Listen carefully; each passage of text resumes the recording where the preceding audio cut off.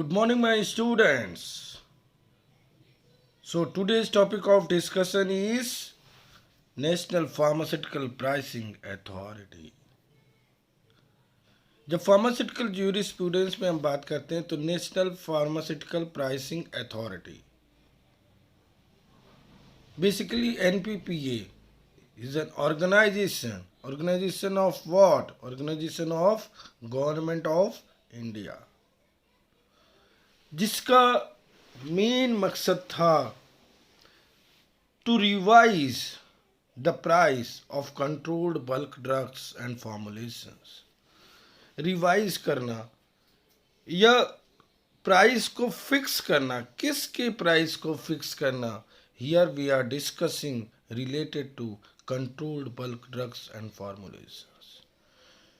जो bulk drugs है और फॉर्मुलेशंस है उनके प्राइस को फिक्स करना, उनके प्राइस को कंटिन्यूस रिवाइज करना, ये काम है basically NPPA, national pharmaceutical pricing authority का. और क्या काम है? And also to enforce the prices and availability of medicine in the country.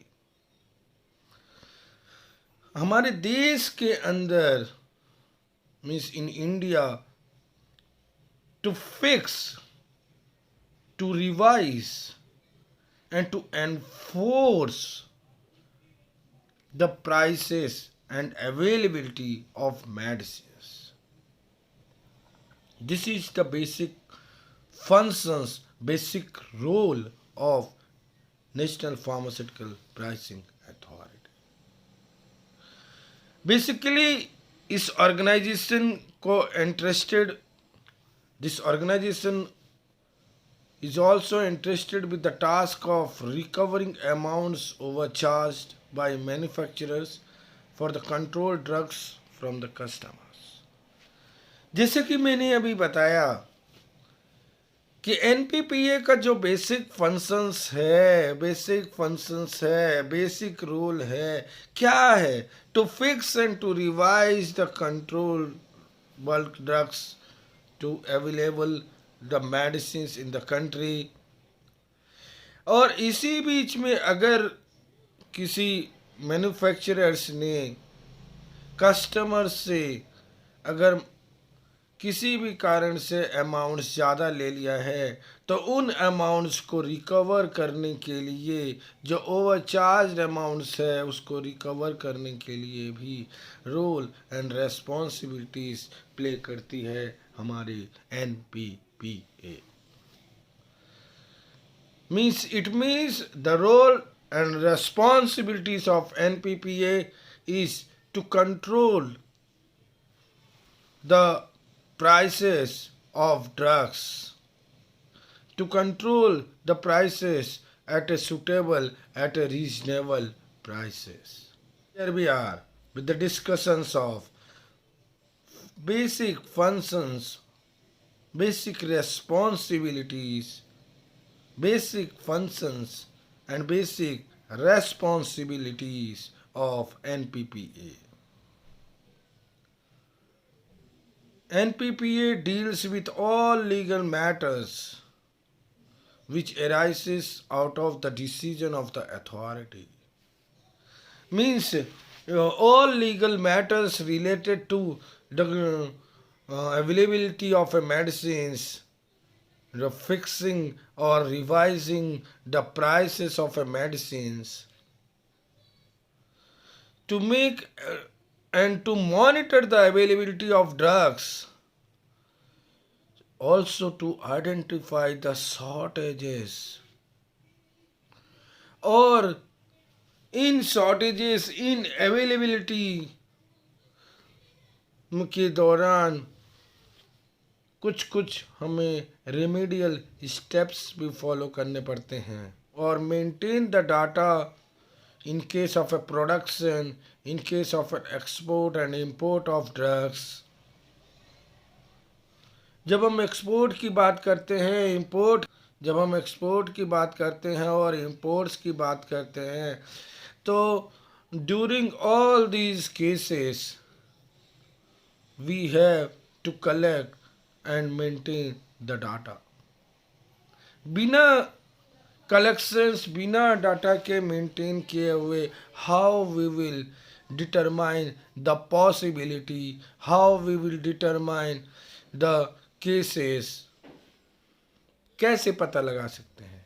So we have to collect as well as to maintain each and every data based on production, based on exports, and based on imports of a drug.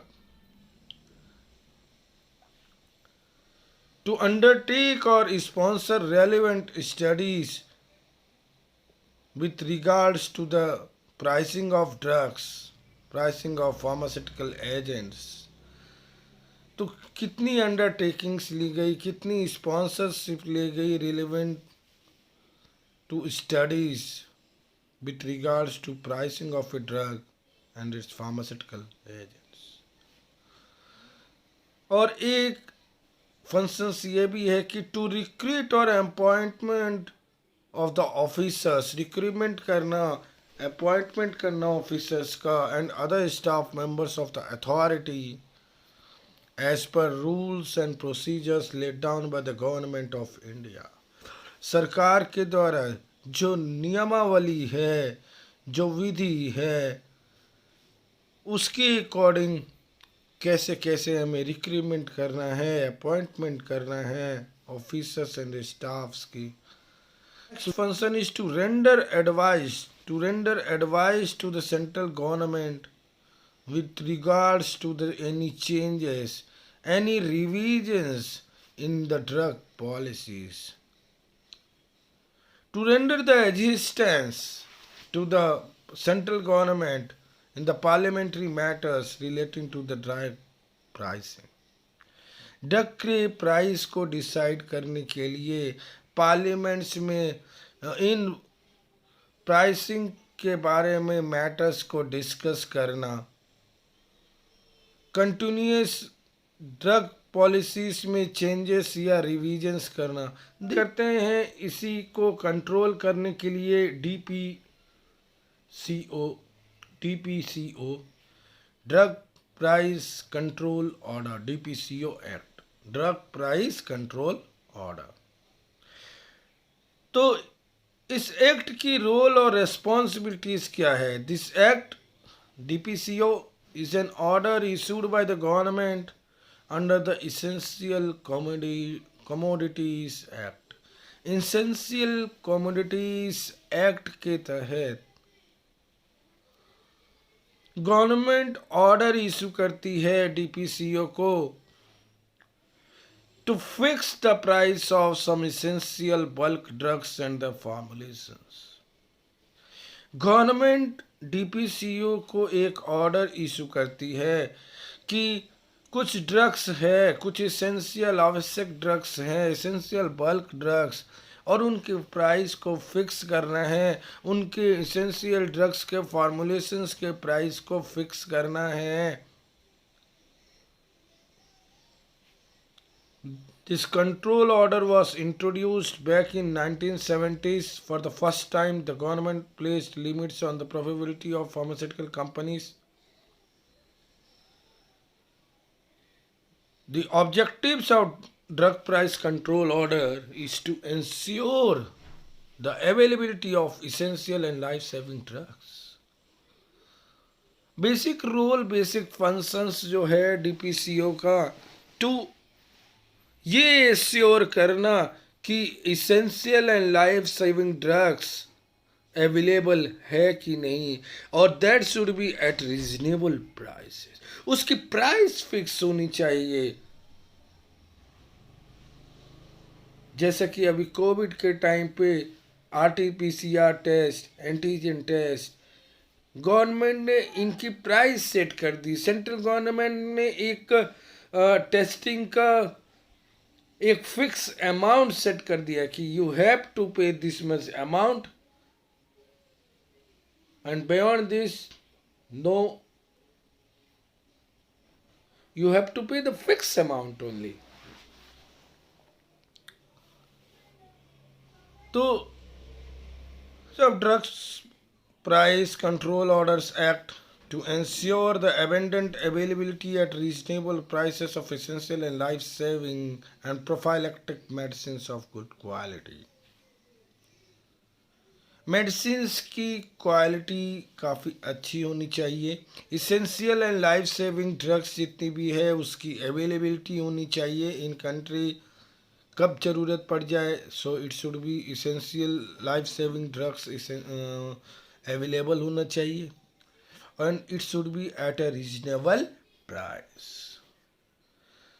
और basically focus होना चाहिए on the quality control over drug productions and promotion of the rational usage of drugs in the country.